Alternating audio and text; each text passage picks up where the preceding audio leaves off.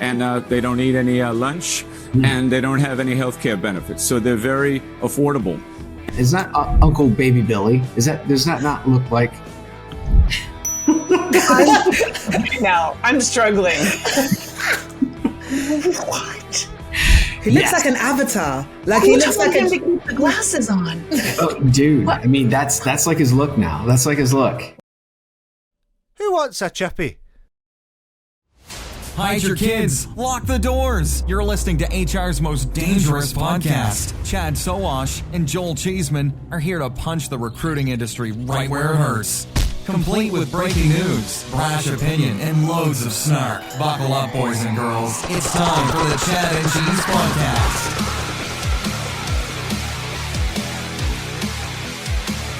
Oh, wake up, kids. It's the Chad and Cheese Podcast. Cheeseless this week, by the way. I'm Chad, thoughtful transition Sowash. I'm JT and a Diet Coke for the haters, O'Donnell. Ooh. And I'm Emmy. Why am I still struggling to find a middle name, Berradugo? It's a good question. It's a very good question. I don't know. I really don't know why. Oh my God. So on this week's show, BOLD pulls the plug, Job.com pulls a fast one, Anthropic pulls a ridiculous valuation, and ServiceNow pulls an Uncle Baby Billy. Let's do this. Hospitality is the heart of our society. It brings people together to share great food, drinks, and experiences. But successfully managing a restaurant or hotel is no easy feat. That's where Harry comes in. Harry is the frontline employee experience platform that helps you build, manage, and engage great teams. With Harry, managers can easily find and hire top talent, manage timekeeping, and communicate with employees at any time from any place. Candidates and team members can quickly and efficiently apply for jobs, swap shifts, and access important information entirely from their mobile devices. And Harry's robust employee engagement tools make team members feel more connected than ever. With Harry, as an owner or operator, you get a bird's eye view of your business, from turnover cost, labor cost, employee sentiment, compliance risk, and team performance. Run your business better by understanding the power of your people.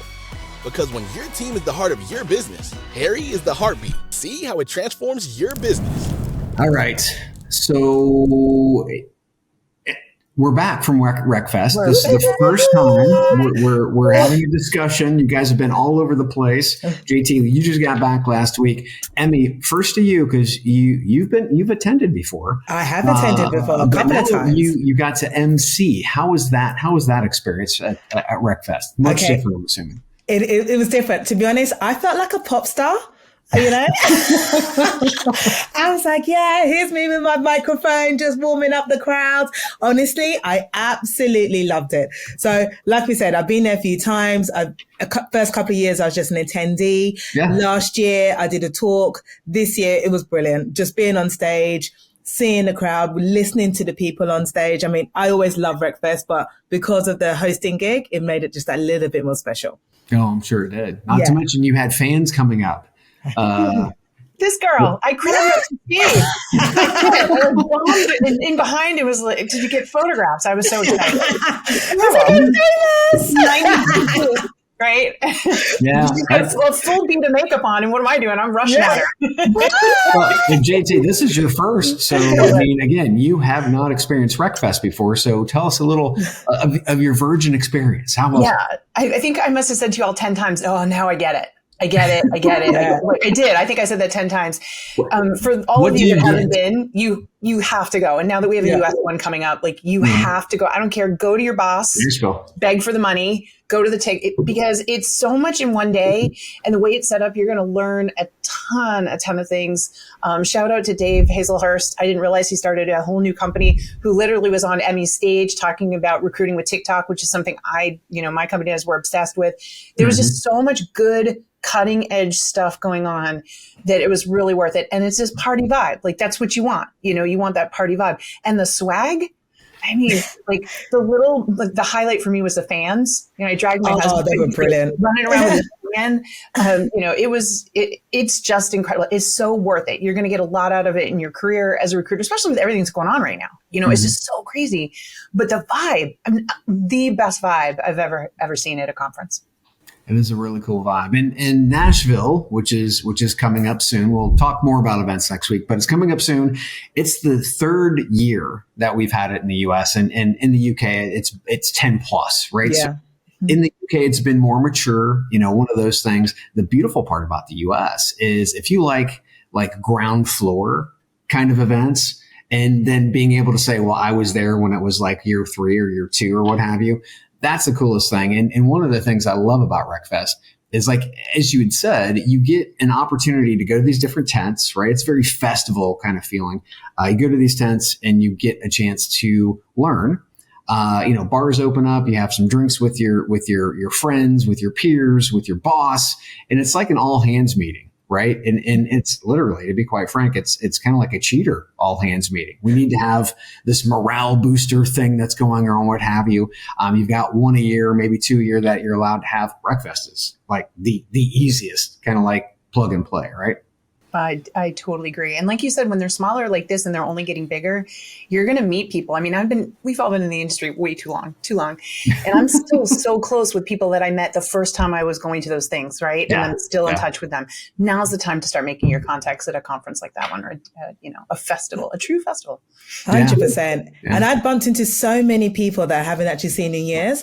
I remember there was one lady, Haley, who I know from Dubai, and I just saw her in a crowd when I was on stage. I was like, oh my God, hi. Then we run over to each other, hugged each other. Fantastic. As well as people that I've met in the 4 years that I've been back here. So absolutely love it. Agree with both of you. People who haven't been before, definitely get your tickets. Do whatever you can to get your bosses to agree to let you to go. Yeah. And I'm just going to volunteer, because a lot of people go, oh, I don't want to go by myself. Right? I'm going to go to this event and I'm not going to know anybody and I don't want to go by myself. I'm personally your tour guide in Nepal. If you're coming by yourself, you come in with me. And we'll just get all the loners together and we will be the funnest party there. I am just calling it now. So if you're a loner and you're getting a ticket, message me on LinkedIn. You're with me. JT's going to have 50 people behind her. JT is like, she's got the tour guide. She's going to have the little flag where everybody can see her. She'll have like the little earpiece that everybody can, she can talk into. Yeah. She can go through. Yeah. No, that sounds great. We should actually talk to Jamie about that. That would be amazing. Yeah. But before we go to Nashville, Emmy has... Is it time for shout out? She has a little bit more of England that she would like to talk about. So go ahead, Emmy. Yes. Hit it. So my shout out is for the England ladies football team. So AKA the Lionesses. Now, just for anyone who doesn't know, this is an incredible achievement for the England ladies. And I'm not even a hardcore football fan. I'm one of those people who's like, oh, Euros, oh, World Cup. But then I watch it. I'm not going to watch football every single week. But it's like the whole of the UK, whole of England were behind the England ladies. And if you weren't there, if you haven't read the news, if you didn't watch the TV, the football match on TV, basically it was dramatic. So it was after full time against Spain. It was a 1-1 draw, and then it means it's going to go to extra time, and then it went to penalties. And that's what I hate. This is why I can't watch football every single week, because my heart is like all the time. So it got to penalties, and then we had amazing saves from the keeper, Hannah Hampton. She did 2 incredible saves. And then the last winning goal was by Chloe Kelly. And because of that, we beat Spain. We back-to-back titles. So I just want to say amazing, massive, massive, massive win. Yeah. So again, like I said, shout out to the Lionesses. And I got to say, momentum is a lot in sports, in business, in everything, because they look like utter shit early in the groups. Oh yeah, they got destroyed by France. But they pulled it together, and I love because they're resilient. You can get knocked down, but I get up again. I get knocked down. Why do I keep singing on this show? You know why you keep singing, because you love it. I love it. Over 80% of you watching right now, you watch over and over. We know you do, but you haven't liked and you haven't subscribed. Let's do that. Let's do that now. All right. I'm going to go ahead and hit my shout out, sponsored by Kiora, by the way. If you need powerful messaging made for your applicant tracking system, check out Kiora. That's Keeyora. That's a spelling, kids. Wow. They make hiring faster and provide a much better candidate experience. That's Kiora.com. My shout out is to understanding the workforce landscape as a whole. And let me set this up for you, because I've got a question for both of you, because this is perfect for both of you. Okay. So Tim Sackett, who you probably all know either from online or you've met him, he posted the following on LinkedIn, quote, 60% of new grads are female. If this chart was flipped, we'd all be losing our minds about how unfair this is. Why is no one paying attention now? Question mark. So Tim is sounding the alarm about how this isn't fair for men. Now, when an old white dude is hollering about equity and equality and discrimination of dudes, I usually just tune it out, right? But then I saw a list compiled from a Fortune magazine article of the top 20 highest paid CEOs in the US. And guess how many of them are female? Please tell me there's more than one. Zero. Nada, okay. None. So JT, I'm going to go to you first. I'm going to hit you up first because you are the resident American. What do you think? Are Tim's thoughts valid? Should we be, quote unquote, losing our minds because women comprise 60% of the new college grads and this is unfair to men while the boardroom is still predominantly male? What do you think? So when I saw that stat, my head went to a totally different place. And if you let me play this out, you'll see if 60% of the women are getting degrees, right now there's a huge trend saying, do we really need degrees anymore? They're expensive. They're not getting anybody anything. So what I see there is we're forcing women to take on massive debt for jobs that may or may not ever help them repay that debt. So are women slow to the curve, right? So first of all, we were slow to getting in and getting the degrees. Now we think the solution is to get the degrees when it actually isn't. And that the reason is down is that guys have figured that out and said, I can go start companies and I don't need a degree. I mean, I just think you see that data and it's too surface. I look immediately beyond it and say, I actually think there are implications for women in that data that are not good, certainly based on what we're seeing right now, the unemployment rate, the fact that there are no entry-level jobs for recent grads. And you're talking about all these women entering the force and not being able to get them. Is it going to get worse? So, that's my take on it. I think you got to look way beyond and try to understand the data from a different point. Gotcha. Emmy? I think it's really sad. It's disappointing. I'm one of those people, says, I was told, go to university, get a good job. And I'm hopefully, you never know, one day I might be striving for that CEO role. And I want to know that I can actually get that role. But unfortunately, in 2025, it looks like that glass ceiling is still there for females.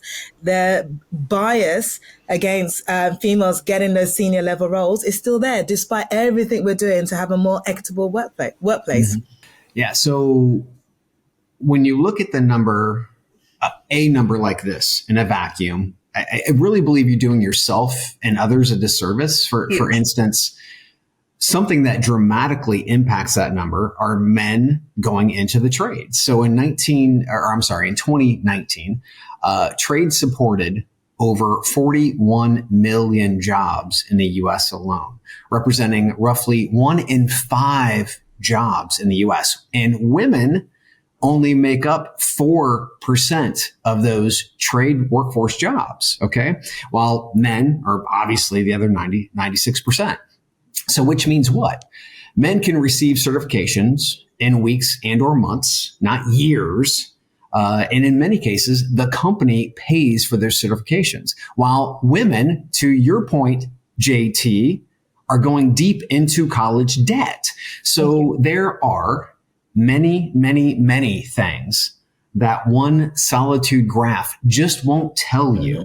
So I really, one of the things when I have discussions with people, whether online or like this or on calls or what have you, I always ask them to go deeper.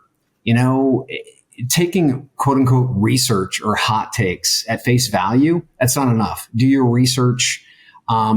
Research, think deeper. And that was my shout out for today is I appreciate Tim throwing that out there, because we can have this discussion. But again, it goes deeper than just that 60% number. We have CEOs, we have debt, we have trades, and that's just a few points. There are many other points, but if you do the research, you know that. If you don't, you get pissy about one number. Totally agree. Yeah. There's a stat in the US really quick to kind of bounce on that. So the vast majority of small businesses are owned by women. They're started and owned by women. but the number of small businesses that do over $500,000 a year, right? Not even over $500,000 a year that are owned by women. It's like some ridiculous number, like 0.2%. It's like not even, do you see what I'm saying? So these small businesses, they're doing it because they can't get the real job. So then you imagine, okay, so they go get degrees, they're debt laden. Like it just, it's a bad sitch. Well, that we need to pay more attention to. Not to mention, you're talking about today, and I'll you see all over the news, all of these individuals, men and women who are getting degrees that can't find jobs, right? So kind of like to what you're talking about, fast followers, JT, where you're like, men at this point, they're just saying that, they, and maybe they don't want to pay for going deep into debt, number one. Number two, take a look at the trades. But again, there are so many aspects to this. Another aspect, which you're going to talk about, is people like us, Gen Z, or Gen X. I'm sorry, I'm not Gen Z, Gen X. I think I love how we were like, Gen X was the first ones to say, screw business attire. We're going, casual Friday. Woo, woo, we're bringing jeans to the office, all that kind of stuff. And, we were like, we don't want to run companies. We just want to do our own thing. And we're the smallest generation between boomers and millennials and like all this great stuff. And now Wall Street Journal comes out and says, guess what? Now you think you're ready. Now you think that you're ready to take over that C-suite role and make the big bucks. Not going to happen. Because those boomers are keeping the jobs, darn it. Sons of bitches. They're just staying in the workforce and you're going to be completely skipped over. And this is true. You're going to be knocked out and they're going to give it to millennials. So my Gen Zers out there, hey, our, F it attitude is coming back to bite us right now for sure. Yeah, I don't think it's the F it attitude. I just think it is that the fucking boomers are sucking up everything they possibly can. Retire. Houses, boats, wives. I mean, did you say wives? Yeah. The boats and house track right now, right? So, I mean, the overall, it's like boomers, do me a favor. Get the fuck out. Next chapter. Okay, you can't afford the 5 houses that you own unless you keep your job. Sell 2 of them. The housing market needs it. They may not be able to afford the one that they have. You're assuming that they have 5 houses. It's a tough old world out there at the moment. People don't have money. They're going to have to stay in jobs forever. Boomers have money. All right. Emmy, you got a little... I like free stuff. There we go. I am so excited and honored to be doing it today. I am actually wearing the new t-shirt and dang, she is comfy, people. You want this t-shirt? You want this free stuff? Let's go through the list and kick it off with some whiskey. The tech experts over at Van Hatter. I love chicken cock. Yeah, that's some yummy whiskey right there. So good on the lips. So good on the lips. And if you want to try to keep it pure, you can go with bourbon barrel aged syrup over at Kiora. You already talked about them. Great sponsors, amazing. I mean, syrup with liquor in it. Come on, you want some. It's you know you want some. Kids. No, it's kids. This is mommy syrup. Erin app. I love y'all. These are the t-shirts, right? The new ones. Am I right? And they are so good, so good. Okay, so if you don't want to do the hard alcohol, that's okay. We'll just get you some craft beer. You're just going to go on over and you're going to get that from Aspen Tech Labs. Thank you, Aspen Tech Labs. Craft beer is still hot. And then, of course, you'll hear it next week when Joel's back. But birthdays, it's always good with a little rum from Plum. How'd I do? I only forgot one thing. I'm waiting for Joel to pray. Can you feel the tension in the air right now? Oh, I can. I know I can. I can feel it all the way down in my plum. Yeah, we'll get back on birthdays next week. I know Joel's always bitching about how long our list is. That's a good and a bad thing. That's good. We have an amazing listener base. I did forget to say chadcheese.com/free. Chad Cheese. There's no and in there. chadcheese.com/free. Go sign up so that you can get your free very cool shit. Excellent. Wait a minute. I've got to look at for my stuff. Oh, there it is. Topics. All right, we've got some industry updates, kids. First thing we're going to talk about is BOLD. You might know them as the new Monster /CareerBuilder. Monster employees received an email this week from Jamie and Doug. That's right, Jamie and Doug, the co-founders and co-CEOs of BOLD. Jamie and Doug, they sound like real down-to-earth kind of names, right? Anyways, The email was long and boring, which I would assume that you would get a long and boring email from a Jamie and or a Doug. But there was one part that caught my eye around the quote unquote transition plan, which BOLD is working with existing CareerBuilder plus Monster executive team, that we call that the zombie team, and pledges a quote unquote thoughtful transition. To avoid confusion during this period, they will temporarily pause the international job board portal business in their current form. However, they intend to extend offers to hundreds of CareerBuilder plus Monster teammates, mainly because they have to, in the U.S. and abroad, specifically mentioning the Czech Republic, India, and Malaysia. This aligns with court documents indicating that BOLD is obligated to hire several hundred employees from the bankrupt company. Okay, so let's dig in a little bit deeper into this thoughtful transition and how it's going. Fairly simple. You can all do this right now. Go to your browser, type in monster.com. You will see a big image that pretty much takes up the whole top of the fold, which says your launch pad to what's next. And literally it just goes through and starts talking about BOLD services. Okay. Boost your chances with handpicked job recs and let recruiters come to you, which sounds very much like the Ladders, which was a very scammy job site back in the day. I think it still is. Then there's a little register button and you can register now, right? Last week, we talked about BOLD's job seeker monetization models, where they're making money off of job seeker subscriptions like Flex Jobs, where they have a mandatory registration to get in the site, number one. Then they charge job seekers to review the full job and apply for said job. So it sounds like they're poised to meld the BOLD model into Monster plus CareerBuilder. And then you pop over to any of the European Monster sites and yep, they're all down. Pulled the plug. No access for anyone. If you were an employer that had a job credit or posting balance, I hate to say it, kids, but guess what? Done. So you get nothing. You lose. Good day, sir. Not a neeks, not a fucking thing. France, UK, Italy, Germany, and the list goes on. Sites are down and, paused. My bad. Now, models, European sites, Randstad, a European company, abandoning their employees. Emmy, this is impacting the European market more negatively than the market. So what do you think? Well, first of all, I don't even understand why BOLD is actually in cahoots with CareerBuilder and Monster, because I don't understand that model at all. They bought them. Why? But this is what I still don't understand. The juice. And I don't know where they're seeing the value out of these two dinosaur brands. I mean, I don't know if it's they're thinking, they've got massive data lakes that, they can take advantage of. Is it the massive existing customer base? Is it the fact that global footprint, even though they're shutting down their international job portals? Right. So that's my first thought. My second thought is I don't understand why they're screwing over candidates in Europe. I don't understand the thought process behind it. I don't understand if candidates are going to get their job credits back. I'm really confused by this whole strategy. That's employers. Yeah. Employers for job postings that had them on CareerBuilder and Monster possibly. Sorry. Monster. Yeah. It was employers. So what happens? Do those job credits go back? How long is it temporarily on pause for? There's so many unknowns there. Yeah. And I can't see how this is a good strategy for BOLD.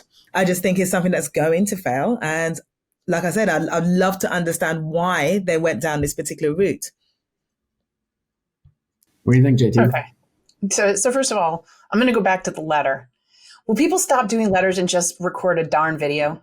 I'm so done with the letter. It's from Jamie and Doug. Jamie and Doug, get on a video. Talk like normal people. Authenticate that you're real. Let us get to know you. Because right? Jamie and Doug, you would think, would have flannel shirts, right? Yeah. That's my point, though, right? This is from Jamie and Doug. Get on video. Enough with the archaic letter that obviously somebody else wrote. Right? Second thing is where I see BOLD going is they're taking a page from LinkedIn. No one talks about that LinkedIn makes $500 million $500 million with a B dollars a year off their job seeker premium services, right? So they have this, they give it away for a month for free, and then you start getting charged per month. They have a community, they have courses, right? You get a few freebies on your profile, and they're, making tons of money in this market. So everyone's finally looking and saying, wait, okay, we can't make money off the employers anymore. AI is going to crush everything, simplify everything. Where's the revenue stream? Wait, there's all these people that need jobs and the market's bad. Let's go make some money off them. So my prediction is that they're capitalizing on Monster, and CareerBuilder's, massive amount of job seekers are struggling, remembering those names. And then you start to pull in, and you already said some of the services that they're going to start to utilize. So it doesn't surprise me at all that that's where they're headed. Do you think it'll work? I mean, sadly, it does work, because job seekers get so desperate. If you know how to market it to them, they're going to go ahead and they're going to purchase it, especially with a brand name like, LinkedIn or whoever, so I think they're totally capitalizing that and the reach. The churn won't be great. So if you're going to evaluate them on their lifetime customer value and, subscription levels, they're going to see massive amount of churn, but do they care? Because if they can build a profitable model and just at any given time have that many people going through, they're going to make a lot of money. And so, I think it's going to work. I'm not sure if it will, because I think from a candidate point of view, like I get the model that it works with LinkedIn, but Monster is a shitty brand name. So candidates want to go and spend, if they're going to spend their hard-earned, the little cash that they have, because, they don't want to waste it because they're not working. Why put your money into an organization with a brand name that you just don't trust anymore? Yeah. But, totally great point. I just look at the amount of people that are spending money on stupid AI stuff. Like, let me create your resume and send it out to 1,000 jobs a night, for $39 a month. That kind of stuff is gumming up our system, messing things up. Yeah. But job seekers are buying it because it's not even, we want to coin them lazy, but they don't know what they don't know. And so if they do a good job of marketing it in a certain way to a bunch of desperate people, they're going to buy it. So yeah. I mean, I was watching like a 30-minute video of market this morning. It was CNBC. There were economists on there that sound like fucking idiots. Even the experts that are trying to get into this space to better analyze the space have no fucking clue what they're talking about, right? And I think that's the key thing here, to think about like a job seeker coming into it. And you're 100% right, JT. There's the level of desperation is starting to, it's not just hot. It is inferno right now, right? And these individuals need jobs. So they're going to do whatever it takes. You take a look at the market, right? Now, to answer your question with regard to Monster and CareerBuilder having, bad brands, it's almost like the under new management sign that you see at some of those restaurants that, like, oh, that's going to change everything, right? Under new management. I think that's where they're going to try to go. On the European side, I don't see those sites coming back. When you shut those sites down, and Google sees it and they don't have access to the footprint that you had there before, even though they've been around for a very long time, it's going to start to atrophy with Google. Now, I really believe, and I could be wrong, but I believe the smart way would be to sell those, because I do know for a fact, in talking to lovely people over here in Europe, there are other companies who wanted to buy those specific Monster URLs, Monster France, Monster Germany, Monster UK, because they did have really good business models that were there, right? So I think there's a difference in Europe than there is in the US. But at the end of the day, it's going to be really hard. It's going to be hard to. Jamie and Doug, if you're listening, I know you are, you need to pull a Red Lobster. I want you to go watch Red Lobster, and their CEO just brought the Red Lobster comeback. Yeah. I think you take a page from him, and you got a shot at it with Monster and CareerBuilder. So there you go. You can pay me later. Very nice. Okay, we're going to jump on to one that we have to keep out there so people are noticing and listening and understanding. Job.com. This is an update. And let me preface with, I never thought this story went so deep and the impacts on employees were so damaging. I posted the very first message on LinkedIn and literally thought it was about bankruptcy. then it went deeper and deeper and deeper. And I received the following information from ex-Job.com employees. So currently around 30 Job.com employees have come forward to share that they are still owed $127,000 in payroll alone from Job.com. This does not include health insurance withholdings, 401k, garnishments, and state and federal tax withholdings. So over the past couple of weeks, I've heard personal stories of individuals owed in excess of $50,000, and other individuals didn't realize their healthcare coverage, the thing that we pay monthly insurance premiums for. Yeah, those withheld premiums weren't paid to the insurance company. So individuals, because they didn't have coverage, had to pay medical expenses out of their pocket. And if anybody in the U.S. knows about U.S. medical expenses, they're fucking sky high. Other individuals who had child support garnishments from their paychecks, their families never received the child support checks. And then there's the tax problems. Okay.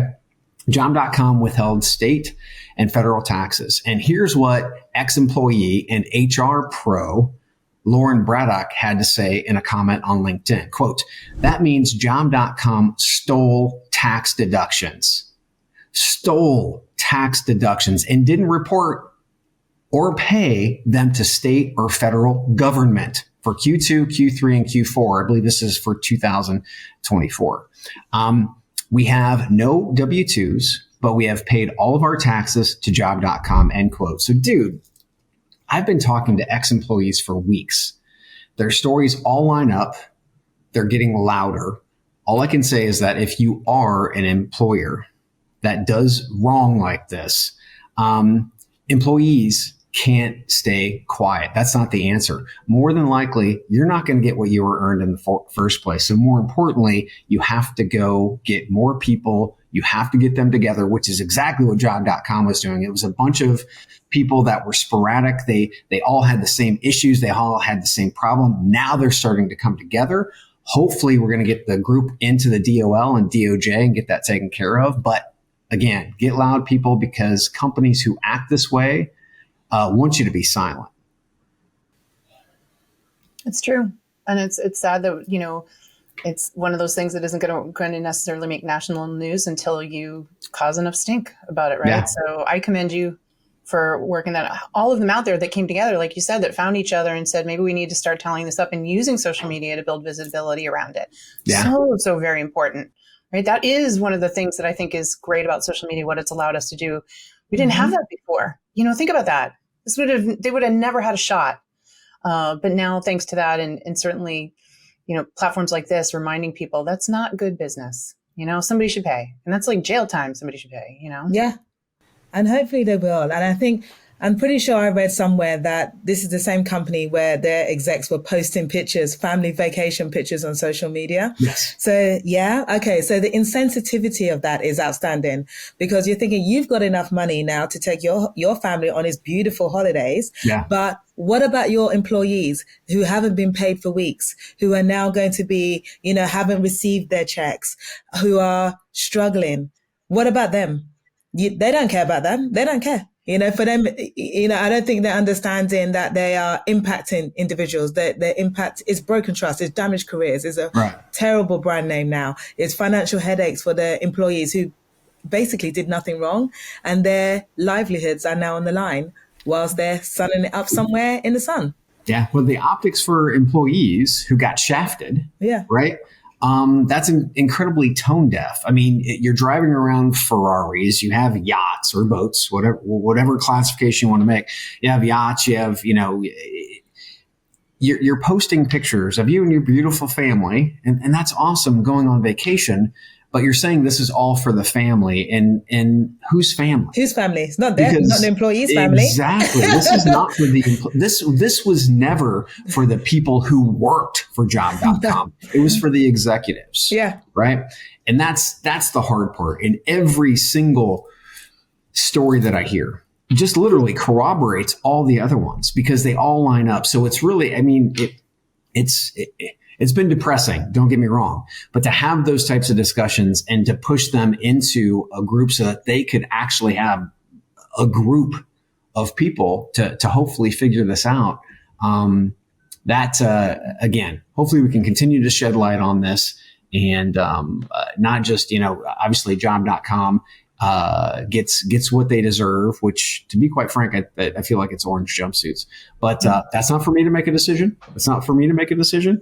But until we start to see huge impacts on white collar crime, it's going to continue like this. Continue. Big deep breath, kids. We'll be right back.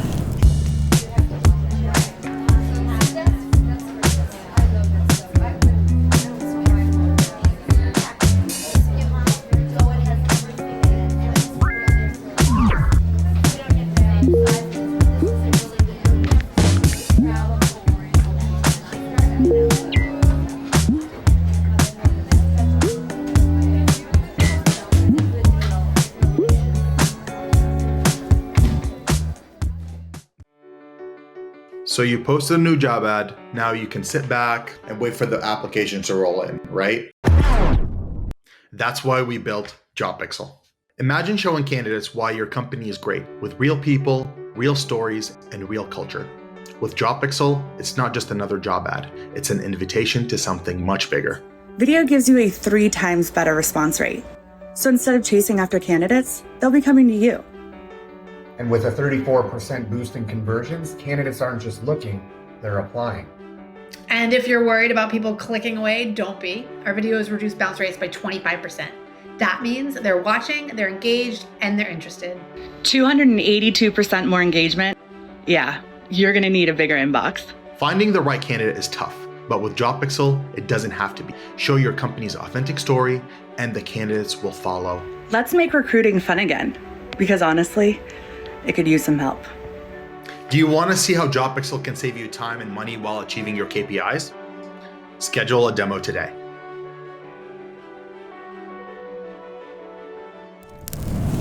All right. Have you heard of Anthropic? If you haven't, kids, have you been in the fetal position in the corner for a while? I don't know. Anthropic, also known as Claude, is back at the AI ATM, reportedly raising up to $5 billion at a jaw-dropping $170 billion valuation, nearly 3x its March worth. Yeah, earlier this year, 3x March. Can you imagine? With annual revenues surging to $4 billion, and big name investors like Iconic, Amazon, and even Gulf sovereign funds, that sounds shady, in play, the Claude creators are gunning for elite status. Emmy, a couple of weeks ago, I gave a little history lesson about the .com boom. I don't know if you remember that or not. Time for a history lesson. Of course you were too young. Oh, yes. Anyway, the .com gold rush failed with victims like pets.com.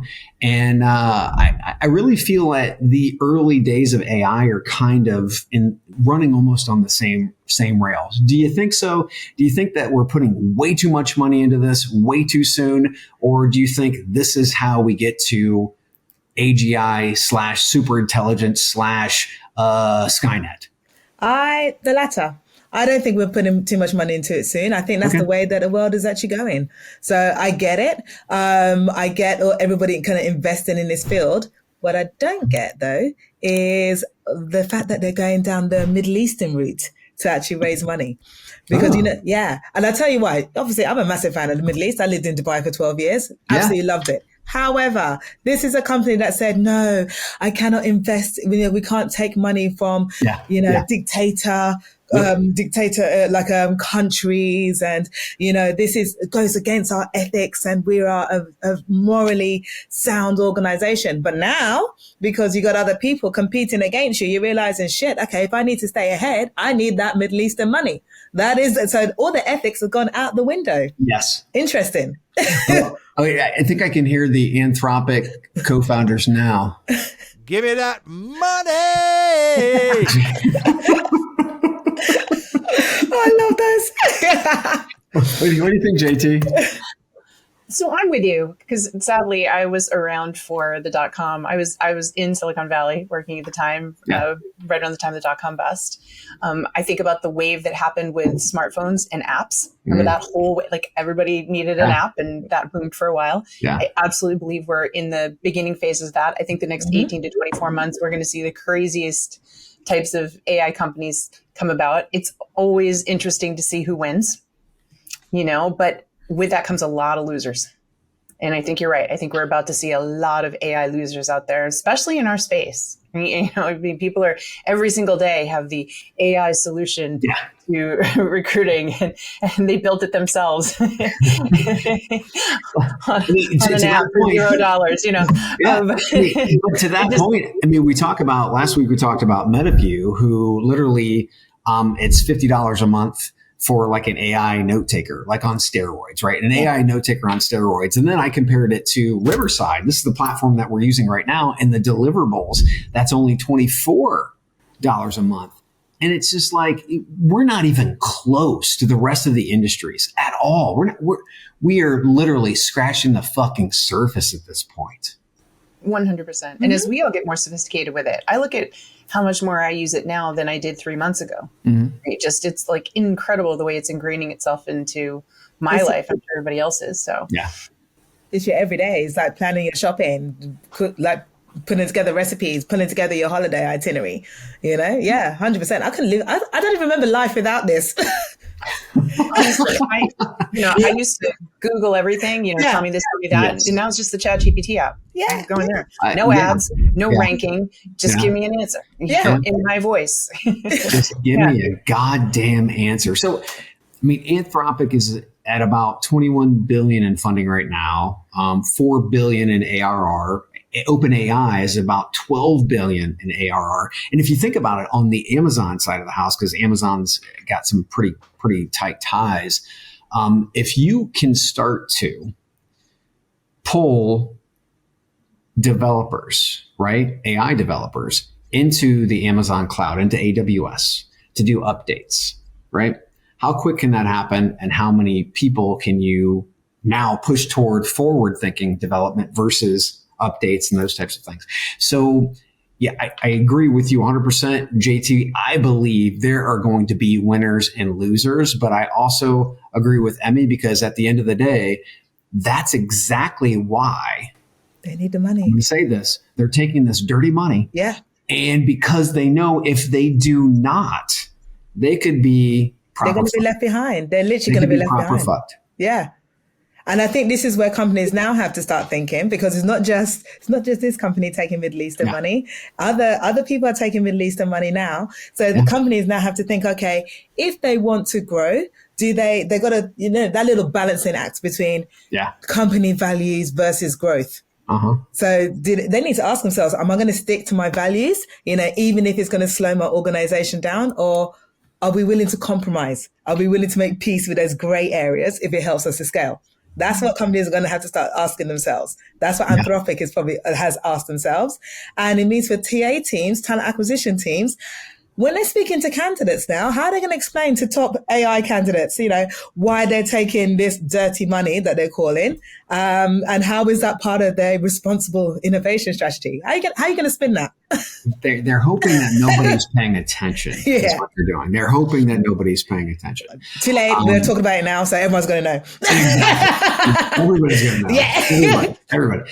Another company who is saying things and probably hoping that people are going to forget what they just said is ServiceNow. So we're going to go ahead and play a video from ServiceNow's CEO, Bill McDermott, who has been making some waves with some of these comments. Here we go. On the hiring in jobs that are, quite frankly, soul-crushing jobs. Just think about like IT support. 97% of standard software automatically generated by AI now. And the pressure on supporting function and people has been cut in half. Customer support, 80% of the customer inquiries and cases now are fully managed by agentic 80%. AI. And think about security and risk management in real time. All the patchwork and the change management is done by agents now. And the same is true of go-to-market. You know, think about people that talk to customers. There's no prep work anymore. Their AI teammate is doing that for them at ServiceNow. So the speed of the company has accelerated dramatically. The supporting cast of the soul-crushing work is now being done by agents. They work hard 24/7. You don't have to pay them. And they don't eat any lunch. And they don't have any healthcare benefits. So they're very affordable.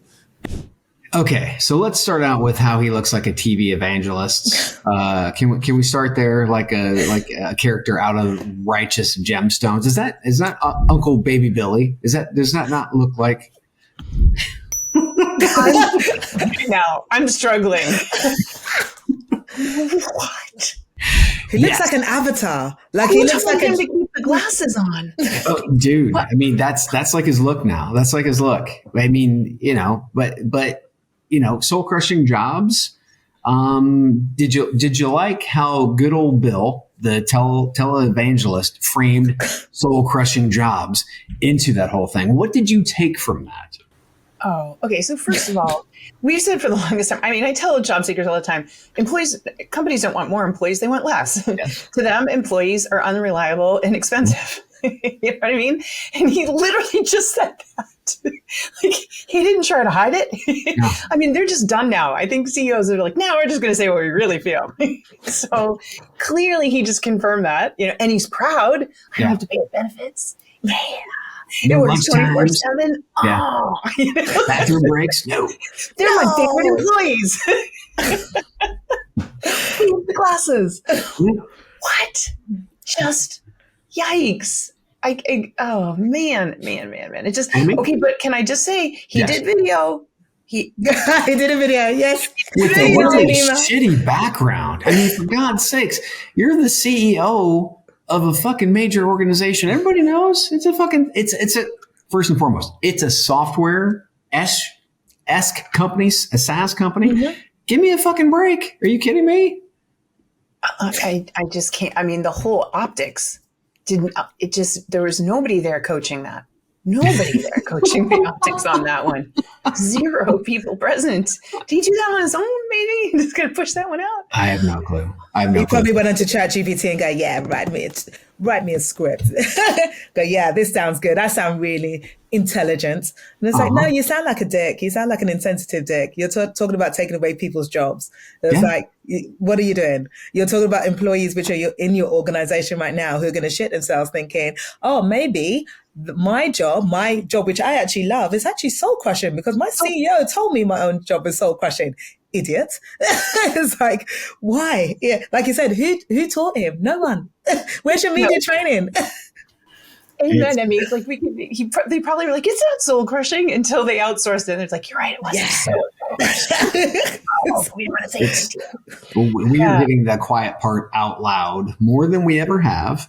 And just doing some basic research with BLS says 3 million jobs in the U.S. for customer support. Okay, 3 million. Security and risk management. These are just some of the ones that he talked about 200,000 in the U.S. alone. Go to market. He's talking about number of sales jobs. Good God. We're talking about, depending if you can even wrap in retail, which they will start doing. Mm-hmm. We're talking about around 13 million jobs, U.S. alone, right? So think of that from a global standpoint because this is going to happen globally. But here's Billy's real motivation. Quote, agents work hard 24/7. You don't have to pay them. They don't need lunch and they don't have any healthcare benefits. So they're very affordable. So for me, welcome to late stage capitalism, which is more like a feudal system. Automate to get rid of wages, benefits, off time, sick, benefits. But what about the taxes? Nobody is mentioning the taxes because we still have police, fire departments, education locally, right? Roads, infrastructure, all these different things that we have to pay for. If we don't have people paying taxes, whether it's employers or employees, how the fuck does any of that even work? Mm-hmm. Yeah. How does it work? Yeah. I think what's hard too is just bigger picture, people just aren't fully grasping how many jobs are going to be lost. Like people are nervous. They know the economy isn't good. They're nervous, but they're just still not studying and understanding AI, nor do they understand business enough to know that they're coming for your job too.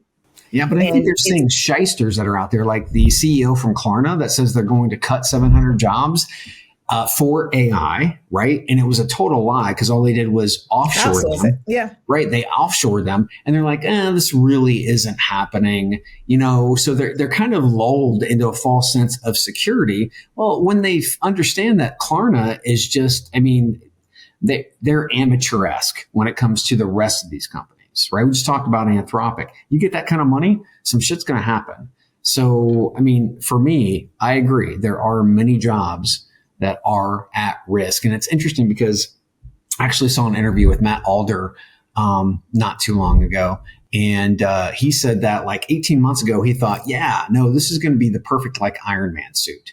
Everybody's going to have a great opportunity to have an assistant to be able to help them do what they want. Now he believes, no, those motherfuckers are going to take some jobs, right? So they're starting to become this idea of, oh shit. This is happening.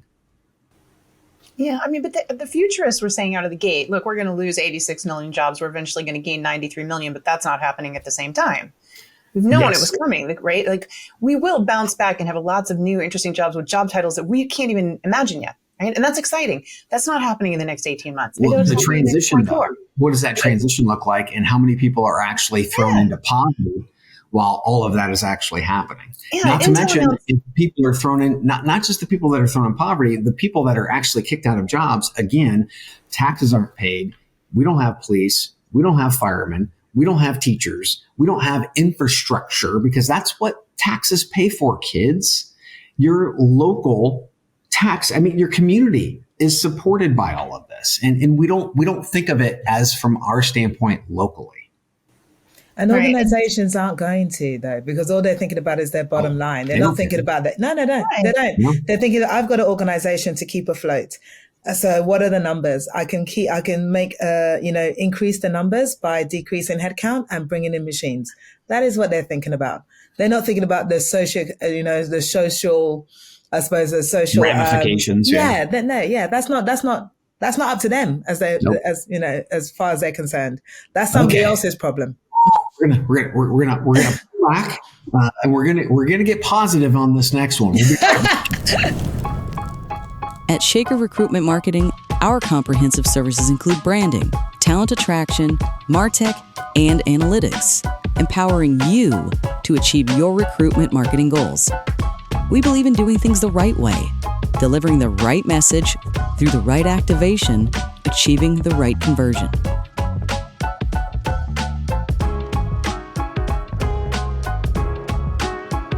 For us, business is deeply personal. Our legacy is built on relationships.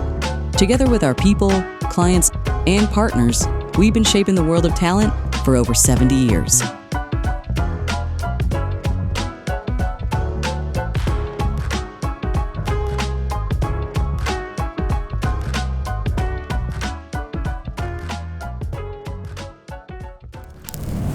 Okay, so this one, I gotta say, last week, and I'm sorry, Mo, but I actually cut Mo and Joel off last week because they wouldn't stop talking about this fucking Astronomer. You did. Coldplay. You did. I heard it. I've seen it everywhere. I'm reliving it, but guess what we're going to talk about? Jesus Christ. Okay, so what do you do when your CEO gets caught embracing the chief people officer on a kiss cam during a Coldplay concert? Well, you call in Gwyneth Paltrow. Who else? Here, take a look at this, kids. Thank you for your interest in Astronomer. Hi, I'm Gwyneth Paltrow. I've been hired on a very temporary basis to speak on behalf of the 300 plus employees at Astronomer. Astronomer has gotten a lot of questions over the last few days, and they wanted me to answer the most common ones. Oh, question. Oh my God, what the actual fuck? Astronomer is the best place to run Apache Airflow, unifying the experience of running data, ML, and AI pipelines at scale. We've been thrilled so many people have a newfound interest in data workflow automation. As As for the other questions we've received, how is your social media team holding up? there is still room available at our Beyond Analytics event in September. We will now be returning to what we do best, delivering game-changing results for our customers. Thank you for your interest in Astronomer. Oh, yeah. For all the audio listeners that aren't watching on YouTube, Gwyneth, and I was trying to interject in there, she actually didn't answer any of the questions. That's one of the reasons why we were chuckling. And it was very much politician-esque. So she might be running for politics. Who knows? So, okay, ladies. Many people are calling this a masterclass in marketing. What are your thoughts, Emmy? I think it's hilarious. I actually love it. The first time I watched it, I was like, I don't know what I'm watching here. And then I had to watch again and again. I thought, this is too funny. This is a great way to, like, when you've got shit when life gives you lemons, make lemonade. Mm-hmm. I think that is this scenario here that we're watching. And then when I dug a little bit deeper, I actually found out that the agency that they're working with is actually Ryan Reynolds' agency.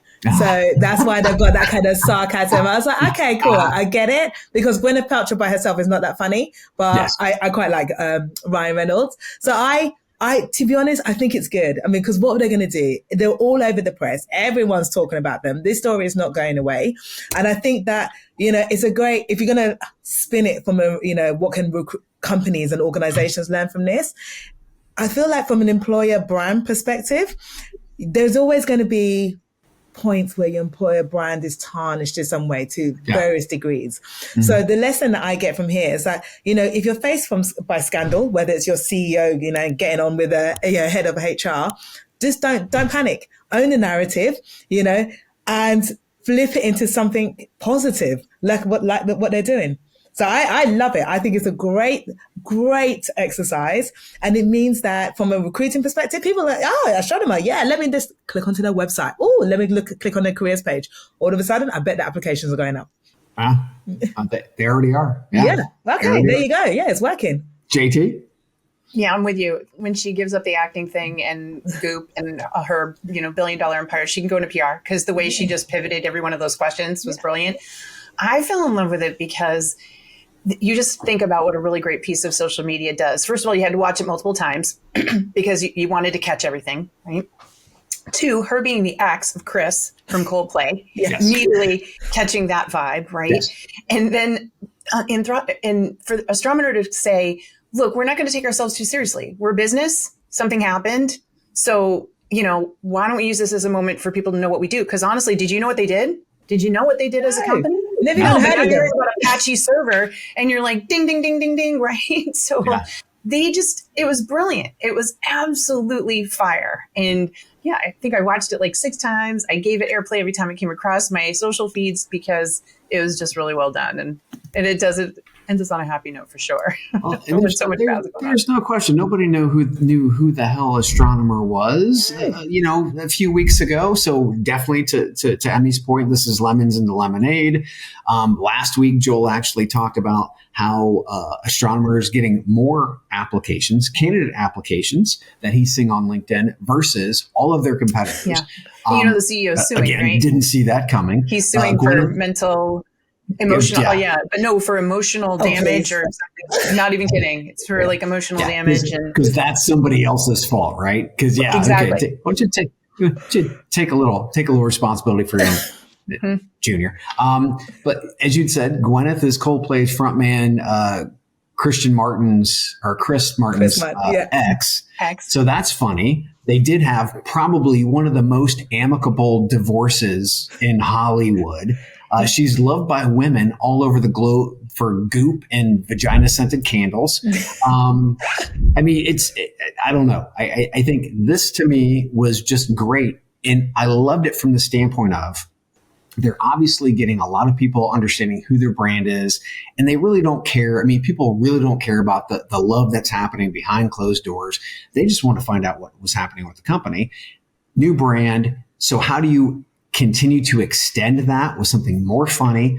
You embrace it, like you'd said, Emmy, and you make lemons into lemonade. And these guys, they did it. I want to speak to their PR team. Sorry, I was going to say they need a pay rise. Yeah, well done indeed. Well, in our lemons into lemonade this week is that Joel's not around, so we don't have to suffer through dad jokes. So thanks again, ladies, for coming on. We had a great time, and we will see you next time. We out. We out. Thank you for listening to, what's it called? A podcast. The chat. The cheese. Brilliant. They talk about recruiting. They talk about technology. But most of all, they talk about nothing. Just a lot of shout outs of people you don't even know. And yet you're listening. It's incredible. And not one word about cheese. Not one. Cheddar. Blue. Nacho. Pepper jack. Swiss. So many cheeses and not one word. So weird. Anywho, be sure to subscribe today on iTunes, Spotify, Google Play, or wherever you listen to your podcasts. That way you won't miss an episode. And while you're at it, visit www.chadcheese.com. Just don't expect to find any recipes for grilled cheese. It's so weird. We out!